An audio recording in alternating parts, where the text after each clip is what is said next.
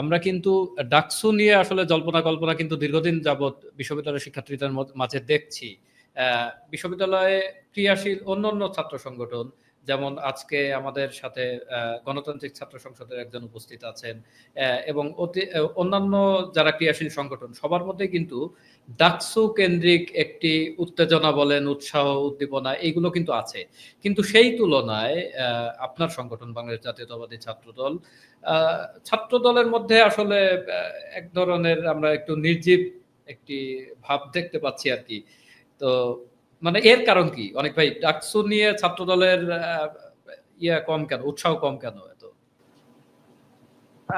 ধন্যবাদ টিভি। এখানে আসলে ডাকসু নিয়ে ছাত্র দলের উৎসাহ কম, এটা আসলে আমরা কোনোভাবে বলতে পারি না।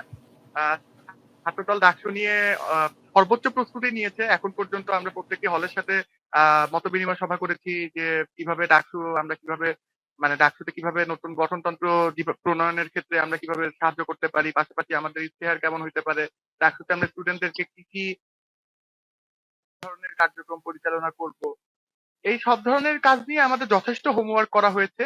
কিন্তু সত্যি কথা বলতে কি, 5ই আগস্ট পরবর্তী সময়ে আপনারা খুব ভালো মতোই দেখেছেন যে শুধুমাত্র সবার টার্গেটে একটি রাজনৈতিক সংগঠন ছিল, সেটা বাংলাদেশ জাতীয়তাবাদী ছাত্রদল।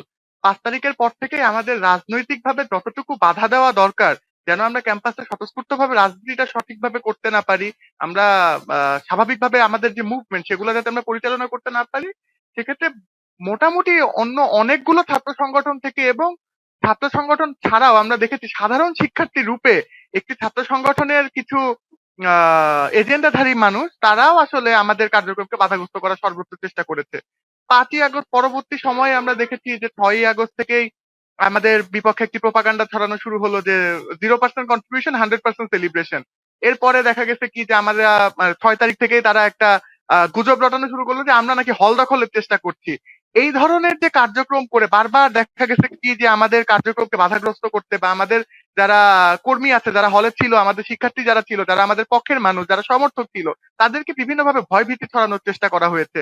সে কারণে আমরা কিন্তু বারবারই তাদেরকে বলেছিলাম যে আমরা অবশ্যই ডাকসু চাই, আমরা চাই যে নির্বাচিত প্রতিনিধি আসুক। গত 17 বছর ধরে তো আমরা ভোটের জন্য এই রাজনীতি করেছি, আমরা ভোটের মানুষের অধিকার, তারা যাতে তাদের ভোটের অধিকারটা ফেরত পায়, তারা যাতে নির্বাচিত প্রতিনিধি নিজের ভোটের মাধ্যমে সিলেক্ট করতে পারে, সেটার জন্যই কিন্তু আমরা সর্বোচ্চ চেষ্টা করেছি। সেই জায়গা থেকে আমাদের ডাকসুর চাওয়া ছিল সর্বপ্রথম। কিন্তু দেখা গেছে কি যে ডাকসুর জন্য যে লেভেল প্লেইং ফিল্ডটা আমাদের জন্য দরকার, সেটা কিন্তু প্রশাসন আমাদেরকে ইনশিওর করতে পারেনি।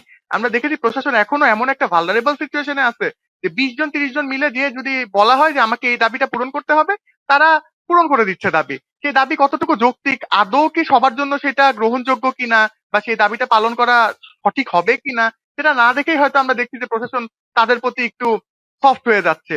এই যে ধারণাগুলো, আমরা ডাকসুর গঠনতন্ত্র সংস্কারে একটা বড় প্রস্তাবনা দিয়েছি, এবং আমার কাছে মনে হয় অন্য কোনো ছাত্র সংগঠন এত সিরিয়াসলি এত ডিটেইল প্রস্তাবনা দেয়নি। সেই প্রস্তাবনার খুব কম সংখ্যকই কিন্তু গ্রহণ করা হয়েছে। কেন গ্রহণ করা হলো না সেটা নিয়েও কিন্তু আমাদের সাথে পরবর্তীতে ডিটেইল কোনো আলোচনা হয়নি।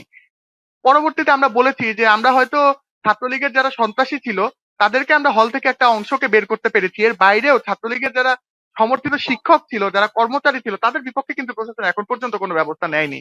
তো তারা এখনো কিন্তু তাদের শপথে বহাল আছে এবং তাদের কার্যক্রম পরিচালনা করছে। পাশাপাশি হলে হলেও যে এখনো ছাত্রলীগের এজেন্ডাধারী বা ছাত্রলীগের যে গুপ্ত সমর্থক, তারা যে এখনো নেই, এটাও কিন্তু আমরা এনশিওর করতে পারতেছি না। আমরা প্রত্যেকটা জায়গায় দেখতেছি যে জয় বাংলা লেখা, মাঝে মাঝে দেখা গেছে একদিন 71 হলে ইলেকট্রিসিটি চলে যাওয়ার পরে জয় বাংলা স্লোগান দেওয়া হয়েছে। এই ধরনের জগন্নাথ হলের সিঁড়িতে আমরা দেখেছি জয় বাংলা লেখা। বিভিন্ন ধরনের কার্যক্রম কিন্তু ক্যাম্পাসে এখনো পরিচালিত হচ্ছে। তো সেই কারণে আসলে আমরা ভাবতেছি যে আসলেই ডাকসু কি ফ্রি অ্যান্ড ফেয়ার হবে কিনা। কারণ যেহেতু আমরা বড় সংগঠন, সেহেতু ডাকসুতে কোনো ধরনের যদি বিশৃঙ্খলা তৈরি হয়, সেটা দায় কিন্তু আমাদের ঘাড়ে সর্বপ্রথম আসবে। সেই জায়গা থেকে আমরা অবশ্যই চাই যে একটি সুস্থ স্বাভাবিক পরিবেশে ডাকসু হোক, এবং ডাকসু খুব সুন্দরভাবে হোক, এখানে কোনো বিশৃঙ্খলা না হোক। কিন্তু এই বিশৃঙ্খলা না হওয়ার জন্য যে মানে যে সাপোর্ট গুলো আমাদের প্রশাসন থেকে দরকার, সেটা কি আসলে আমরা পাচ্ছি কিনা, এটা একটা বড় প্রশ্ন। এর পাশাপাশি আমরা কিন্তু সাংগঠনিকভাবে ডাকসু করার জন্য আমরা সর্বোচ্চ ভাবে প্রস্তুতি নিচ্ছি। আচ্ছা, ধন্যবাদ অনেক ভাই।